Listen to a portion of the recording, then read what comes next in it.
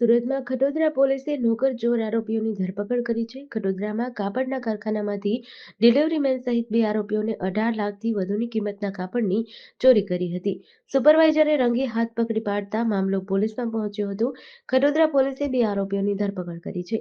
આરોપી પ્રકાશ પ્રસાદ ગુપ્તા છેલ્લા 6 વર્ષથી ડિલિવરીનું કામ કરતો હતો. 2 વર્ષ પહેલા કામ છોડીને ગયેલા નરેન્દ્ર મિસ્ત્રી નામના આરોપીની સાથે મળી ચોરી કરતા હતા. પોલીસે બંને આરોપીઓને 9 લાખથી વધુના મુદ્દામાલ સાથે પકડી પાડી કાર્યવાહી હાથ ધરી છે. ખટોદરા પોલીસની હદમાં પરમાનન્ટ ઇન્ડસ્ટ્રીયલ એસ્ટેટ આવેલ છે, જે એસ્ટેટમાંથી કેટલાક કાપડ ચોરી થતું હોવાનું કારખાનાના સુપરવાઇઝરે ડિટેક્ટ કરેલ. ચલણ વગરનો માલ નીકળતો હતો, જે પ્રકાશ ગુપ્તા લઈને જતો હતો. તેને અટકાવેલ. ત્યારબાદ ખબર પડેલ કે આ માલ ચોરીથી જાય છે, જેથી તેણે એના માલિકને જાણ કરેલ. તેના માલિકને બોલાવેલ અને આ આરોપીની હકીકત મળતા સર્વેલન્સ સ્ટાફને જાણ કરતા સર્વેલન્સ સ્ટાફે તાત્કાલિક એને દબોચી લીધેલ. ત્યારબાદ ઘનિષ્ઠ પૂછપરછ કરતા સામે આવેલ કે તે 2-2.5 વર્ષથી આ રીતે નાનો છૂટક ચોરી કરતો હોવાનું કબૂલેલ છે.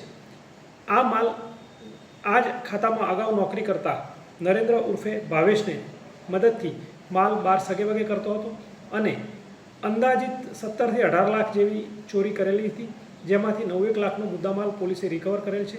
કાયદેસરની કાર્યવાહી કરેલ છે અને હાલ આરોપી રિમાન્ડ પર છે.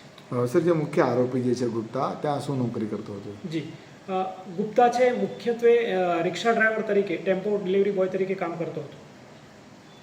સર, કેટલાનો માલની ચોરી થઈ હતી અને કેટલો રિકવર થઈ ગયો છે? જી, અંદાજિત 17 થી 18 લાખની ચોરી થયેલાનો અત્યારે ખુલેલ છે, જેમાંથી 9 લાખ રૂપિયાનો મુદ્દામાલ કવર કરેલ છે. CDC ન્યૂઝ સાથે સુનિલ કાજાવાલા, સુરત.